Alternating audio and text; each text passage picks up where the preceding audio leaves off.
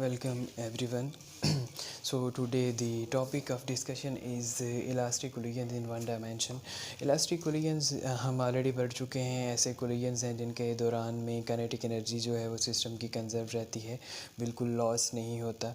और collisions जो हैं elastic collisions जो हैं उनके बाद हम इसकी वन डायमेंशन के अंदर एप्लीकेशन देखेंगे. तो वन डायमेंशन का क्या मुराद होती है? वन डायमेंशन जो है बेसिकली एक एक्सिस को कहते हैं. हमें पता है एक्स वाई जेड तीन एक्सिस में हमने अपनी स्पेस को डिवाइड किया था और इन तीनों एक्सिस के अराउंड एक एक डायमेंशन होती है. सो एक एक्सिस होगा तो एक डायमेंशन, दो एक्सिस एक्स और वाई होंगे तो दो डायमेंशंस, और अगर तीन एक्सिस होंगे तो थ्री डायमेंशनल पिक्चर जो है वो हमारे सामने आएगी. हमारी जो स्पेस है ये थ्री डायमेंशंस पे कम्प्लीटली मुश्तमिल है. लेकिन हम अपनी सहूलत के लिए यहाँ पे वन डायमेंशन कोलिजन कंसिडर कर रहे हैं. चूँकि वन डायमेंशन कोलिजन के अंदर हमें फ़ायदा ये होगा कि एक ही डायमेंशन होगी, इसके अंदर दो डायरेक्शन है. एक फारवर्ड डायरेक्शन है राइट वर्ल्ड, एक लेफ़्ट वर्ल्ड है. दो ही डायरेक्शन है, राइट वर्ल्ड और लेफ़्ट वर्ल्ड के अलावा कोई डायरेक्शन यहाँ पे मौजूद नहीं है.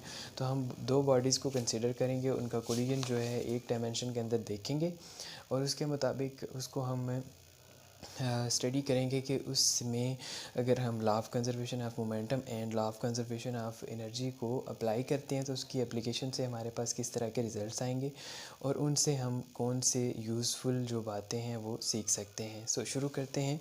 सबसे पहले हम दो बॉडीज़ को कंसिडर करते हैं. कंसिडर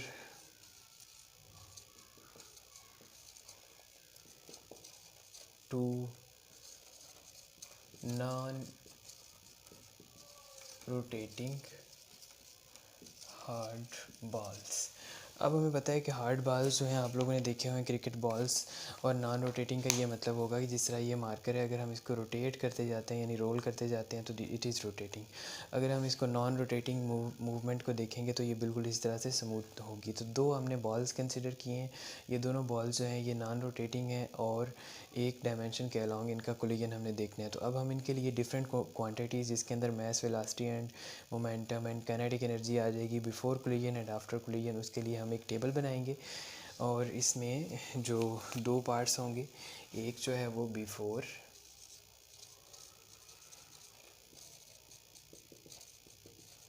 कोलिजन होगा. तो बिफोर कोलिजन हमारे पास सबसे पहले मास आएगा और मास एक बॉडी का m1 है, दूसरी का m2 है. उसके बाद वेलोसिटी आएगी तो v1 है और v2 है बिफोर कोलिजन.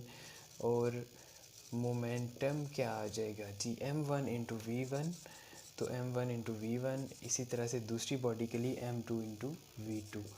और इसके बाद काइनेटिक एनर्जी भी हम यहाँ पे लिख लेते हैं. तो हाफ फार्मूला याद रखिएगा काइनेटिक एनर्जी का 1/2 इंटू एम वी स्क्वायर. तो यहाँ पे क्या आएगा m1 into we one square. इसी तरह से half into m2 v two square. इसी तरह से हम आफ्टर कोलिजन ये जो सारी क्वांटिटीज़ हैं इनको लिखेंगे. और आफ्टर कोलिजन आपको पता है कि मास जो है ये कंजर्व रहता है, मास चेंज नहीं होता. अगर हम वेलोसिटी को देखते हैं तो वेलोसिटी चेंज होगी और ये v1 से v1 प्राइम और v2 प्राइम की तरफ चली जाएगी. यहाँ पे जो प्राइम है बेसिकली इस डैश को हम कह रहे हैं, ये प्राइम जो है ये सिर्फ एक नोटेशन को शो करवा रहा है, इसके अलावा इसका कोई रोल यहाँ पे नहीं है. इसको आप v3 और 4 भी कह सकते हैं. तो this is the changed velocity और इसका मतलब है कि मोमेंटम भी चेंज हो जाएगा. अब m1 into we one prime, इसी तरह से m2 v2 प्राइम, और काइनेटिक एनर्जी भी चेंज हो जाएगी 1/2 into m1 v1 prime, m1 v1 prime का स्क्वायर. इसी तरह से 1/2 m2 v2 प्राइम का स्क्वायर. तो ये हमारे पास 8 क्वांटिटीज़ जो हैं वो हमने डिफ़ाइन कर ली. इसके बाद हमने दो लॉज जो हैं वो यूज़ करने हैं. एक law of conservation of momentum है और दूसरा law of conservation of kinetic energy है. और इन दोनों लॉज को यूज़ करते हुए हमने अपने रिजल्ट्स तक पहुंचना है. सो पहले हम यूज़ करते हैं law of conservation of by law of conservation of momentum. तो law of conservation of momentum जो है वो हमें क्या बताता है कि initial momentums are equal to the final momentums. तो इनिशियल मोमेंटम्स जो हैं यहाँ पे कौन कौन से इनिशियल मोमेंटम्स हैं, यहाँ पे हम डायरेक्टली देख सकते हैं these two are initial momentums. और इन इनिशियल मोमेंटम्स को अगर हम सम अप करते हैं तो हम क्या लिख सकते हैं, m1 v1 plus m2 v2। और लॉ ऑफ कंजर्वेशन के मुताबिक फ़ाइनल मोमेंटम का मजमूआ इसके बराबर होगा।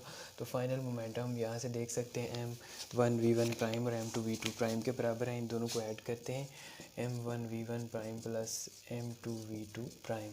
तो ये रिज़ल्ट हमारे पास आ चुका है law of conservation of linear momentum के मुताबिक। इसको थोड़ा सा मॉडिफाई करते हैं और इसको मॉडिफाई करके हम वेलोसिटीज़ को एक तरफ v1 को एक तरफ ले जाते हैं m1 v1, इसको उठा के इधर ले आते हैं तो माइनस m1 v1 प्राइम, इसको उठा के दूसरी तरफ ले आएंगे, ये इधर ही रहेगा।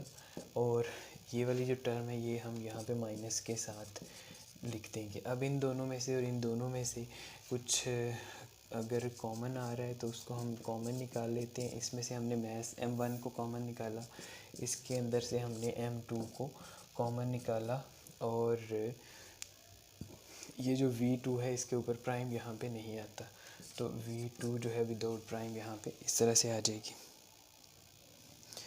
ठीक है जी, अब हम काइनेटिक एनर्जीज़ की तरफ मूव करते हैं। और law of if the collisions are perfectly elastic then if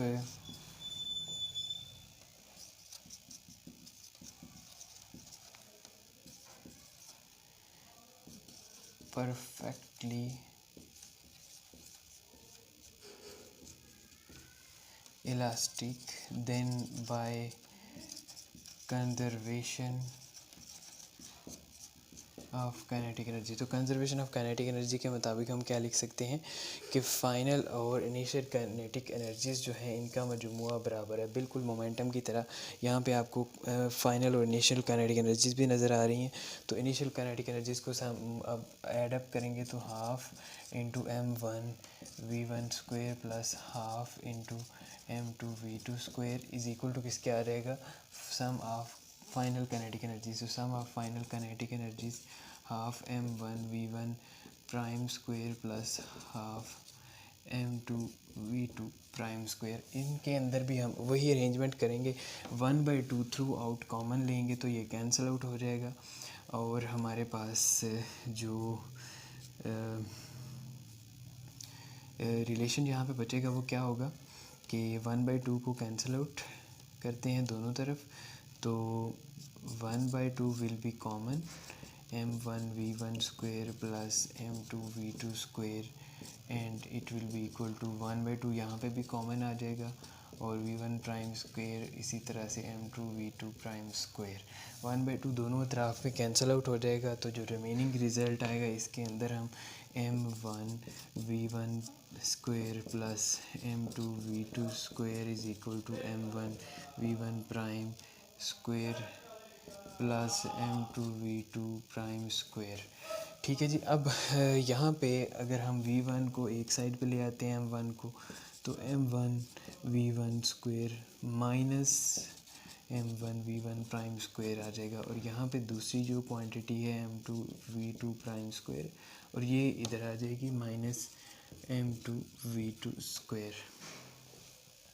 अब इनमें से अगर हम कॉमन लेते हैं तो यहाँ पे m1 को कॉमन लिया जा सकता है और v1 square minus v1 prime square is equal to m2 common लेंगे तो v2 prime square minus v2 square. So this is the equation and we will name these equations. अब इन equations को हम कुछ नाम देंगे। let's say कि ये जो equation है this is equation number 1 and this is equation number 2. Now we will divide equation number 2 by equation number 1. तो डिवीज़न के बाद हम देखेंगे कि हमारे पास जो रिज़ल्ट आता है वो किस तरह से आता है। तो हम इरेज करते हैं इसको।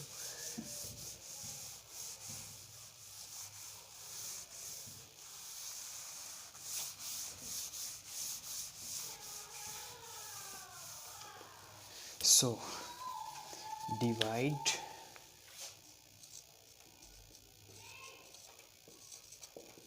इक्वेशन 2/1। तो इक्वेशन 2/1 के लिए इक्वेशन 2 को हम पहले लिख लेते हैं m1, और यहाँ पे ये जो हमें नज़र आ रही हैं वेलोसिटीज़, इसके अंदर ये जो प्राइम है ये नहीं आएगा, और इसको हम लिख सकते हैं v1 square minus v1 prime square is equal to m2 into v2 prime square minus v2 square, और it is divided by this equation.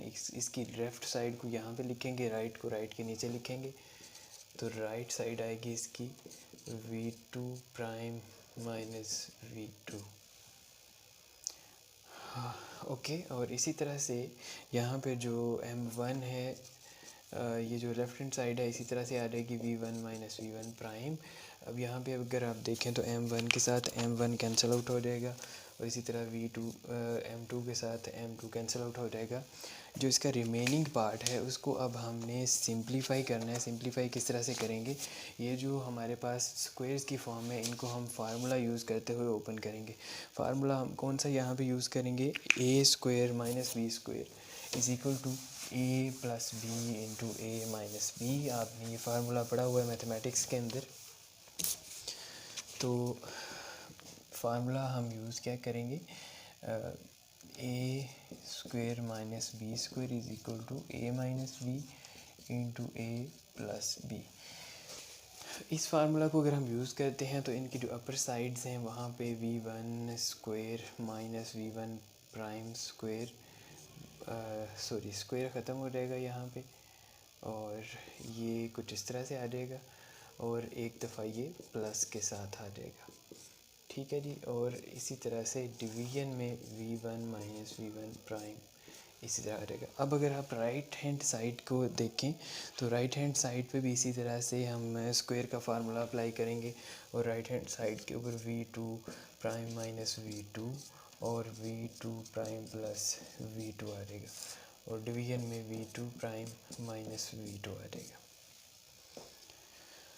Okay, तो यहाँ पे अब कुछ चीज़ें जो है वो कैंसिल आउट हो जाएंगी, दो क्वांटिटीज़ इधर कैंसिल आउट हो जाएंगी, और नेगेटिव वाली दोनों जो हैं वो यहाँ पे कैंसिल आउट हो जाएंगी। इसके बाद जो रिमेनिंग पार्ट बचेगा उसमें v1 plus v1 prime will be equal to v2 prime plus v2 बचेगा। और अब हम इनको थोड़ा सा सिंप्लीफाई करेंगे, प्राइम वाली जो है वो एक तरफ ले जाएंगे, तो v1 minus v2 is equal to v2 minus v1। इस v1 प्राइम को यहाँ पे लिख लिया। अब ये साइड जो है ये तो इसी तरह से रहेगी, यहाँ पे माइनस कॉमन लेंगे, माइनस कॉमन लेंगे तो v1 जो है ये प्लस में आ जाएगा v1 प्राइम, और ये प्लस वाला जो है ये माइनस में v2 प्राइम आ जाएगा। ठीक है जी। So this is what, this is the basically the speed of, अगर हम लेफ़्ट साइड के ऊपर देखें तो यहाँ पे हमारे पास speed of m1 relative to m2 है बिफोर कोलिजन, और दूसरी तरफ जो है वो speed of m1 relative to m2 है आफ्टर कोलिजन। तो इसका मतलब ये होगा कि ये जो स्पीड होगी ये m1 की 2 के हिसाब से, और ये 2 की 1 के हिसाब से आफ्टर कोलिजन और बिफोर कोलिजन है। सो इसको हम किस तरह से लिख लेंगे, लेट्स से इसको हम लिखते हैं speed of m1 relative to m2, और ये before collision, and this will be equal to the, यहाँ पे इक्वल का साइन हम नहीं लिखते बहरहाल, and this is the speed of m1 relative to m2 and after collision। अगर हम इन दोनों के जो फ़िज़िकल मीनिंग्स हैं उनकी तरफ देखें तो फ़िज़िकल मीनिंग का मतलब ये होगा कि ये दोनों इनिशियल वेलोसिटीज़ हैं, ये दोनों वो वेलोसिटीज़ हैं v1 और v2 जिन दोनों के साथ ये जो बॉडीज़ हैं दोनों एक दूसरे की तरफ मूव कर रही हैं। लेट्स से अगर ये v1 इसकी है v2 इसकी है तो ये दोनों एक दूसरे की तरफ आ रही हैं और इस टकराने तक v1 और v2 थी। अब इसके बाद इनकी जो वेलोसिटीज़ हैं v1 प्राइम और v2 प्राइम है। इसको हम कह सकते हैं स्पीड ऑफ अप्रोच, और टकराने के बाद जिस भी डायरेक्शन में जाएंगी इसको हम कहेंगे स्पीड ऑफ सेपरेशन। ठीक है, तो टकराने से पहले स्पीड ऑफ अप्रोच है, उसके बाद जिस भी डायरेक्शन में जाएंगी स्पीड ऑफ सेपरेशन है। तो हम इन दोनों को हम इस तरह से लिख सकते हैं कि speed of approach is equal to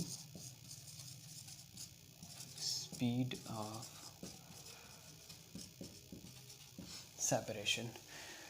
तो elastic collision in one dimension जो है इससे हमने क्या रिज़ल्ट निकाला है, क्या सीखा है हमने कि इलास्टिक कोलिजन्स के अंदर जो मोमेंटम है और काइनेटिक एनर्जी है ये कंजर्व रहते हैं। और इन दोनों की बुनियाद के ऊपर हमने ये जो रिज़ल्ट निकाला है यहाँ से हम देख सकते हैं कि जिन दो स्पीड्स के साथ दो बॉडीज़ एक दूसरे की तरफ आएंगी उन्हीं स्पीड्स के साथ वो एक दूसरे की तरफ से वापस जाएंगी आफ्टर कोलिजन। तो speed of approach is equal to the speed of separation.